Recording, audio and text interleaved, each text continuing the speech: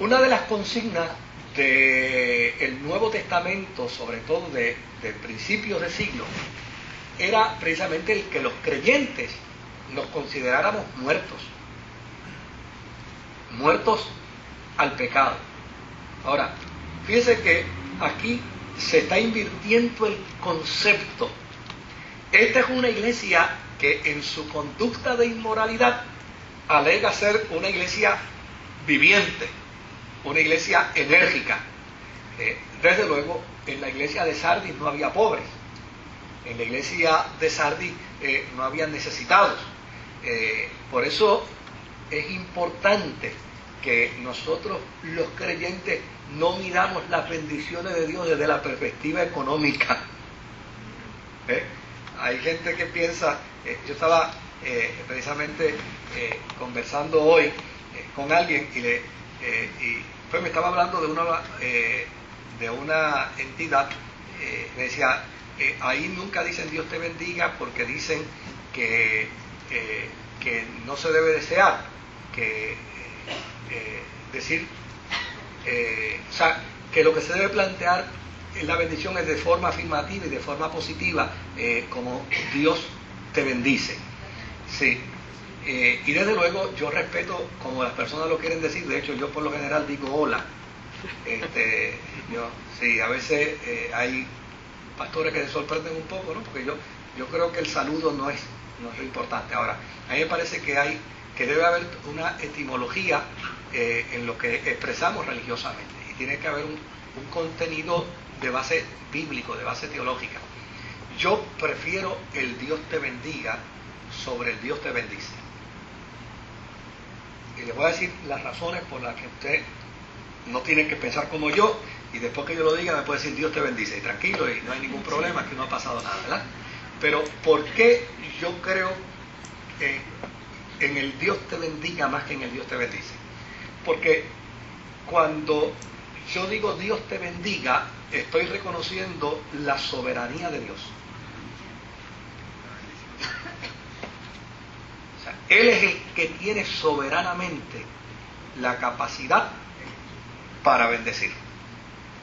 Desde luego, cuando yo digo Dios te bendice, obviamente se lo puedo decir a mi hermano en la fe, pero si yo le digo Dios te bendice a un abusador de niños, si yo le digo Dios te bendice a un criminal, si yo le digo Dios te bendice a una persona que anda en posición contraria a la fe, estoy emitiendo una palabra de bendición contraria a la soberanía del Dios que se reserva el derecho.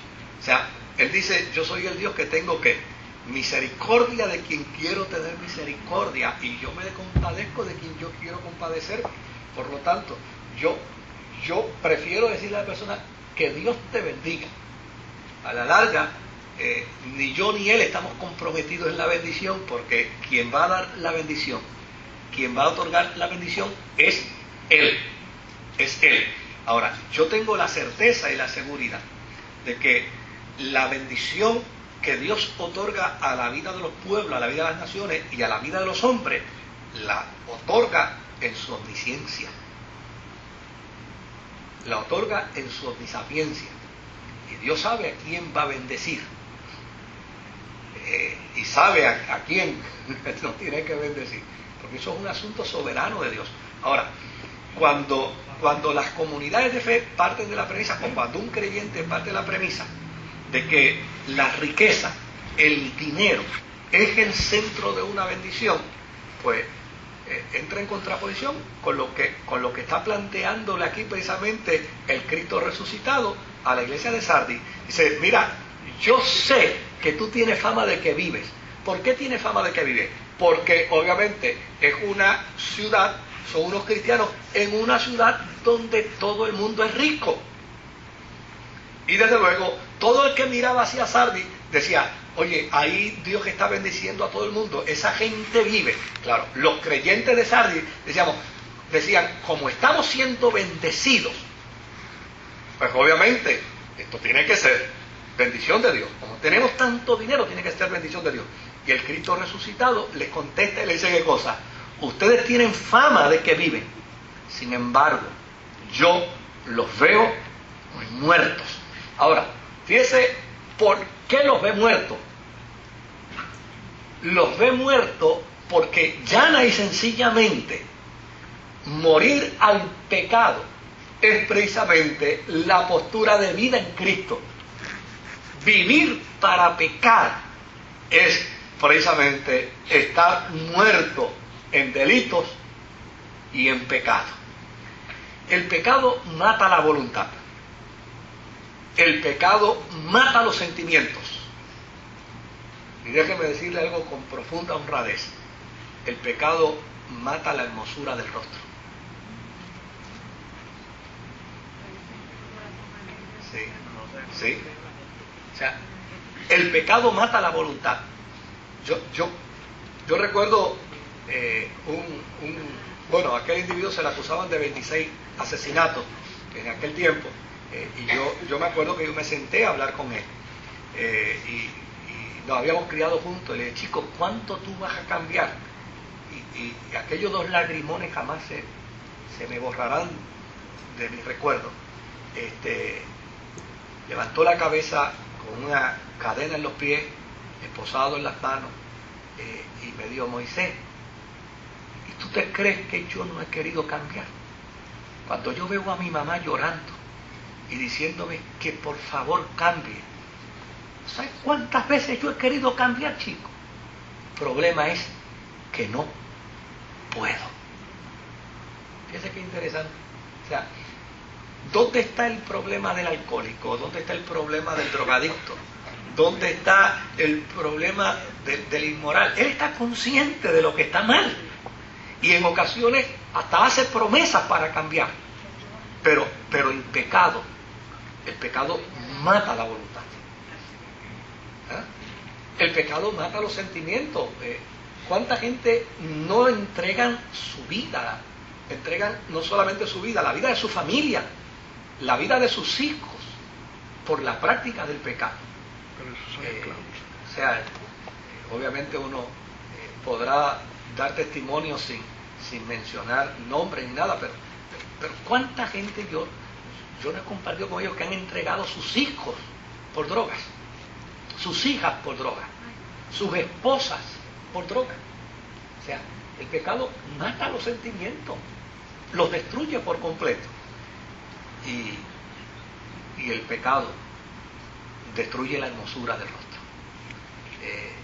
Yo he conocido fotos, de hecho, yo he conocido fotos de gente 20 años atrás en su vida de pecado, y he descubierto que se ven más jóvenes 20 años después sirviendo al Señor que en su vida de pecado. O sea,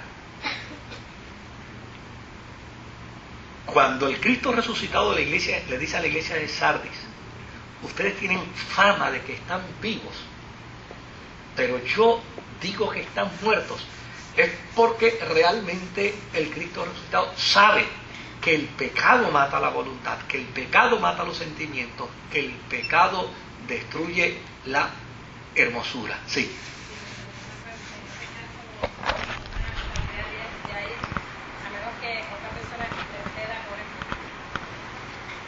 No.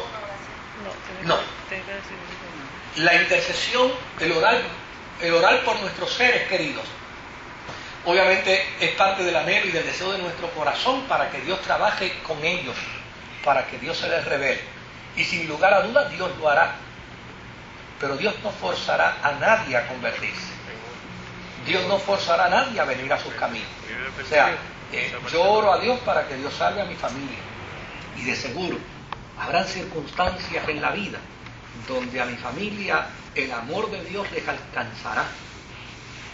Pero ellos tendrán en su mano la capacidad para decidir aceptar ese amor de Dios. O sea, sí.